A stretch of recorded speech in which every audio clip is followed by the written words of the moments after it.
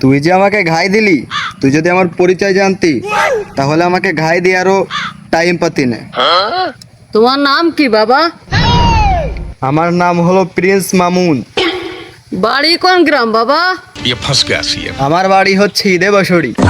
বাবা चलो अच्छा है। তোমার 40 দিনের সিল্লা কবুল করেছে আল্লাহ। চলো বাবা। হুজুর হুজুর দাঁড়ান দাঁড়ান, আমার একটা বন্ধু আছে, তাহলে সাথে ওরেও নিয়ে চলেন। হ্যালো বন্ধু, তুমি কোথায়? হ্যাঁ হ্যালো বন্ধু, বল বল। এলাকায় দুটো নতুন আগুন ঢুকিছে, তা যদি দেখতে চাও তাড়াতাড়ি চলে আসো। আমি এই যে ঈদগার সামনে দাঁড়ায় রয়েছি। ও আচ্ছা ঠিক আছে, তাই তুই দাঁড়া, আমি চলে আসতেছি 1 মিনিটের মধ্যে।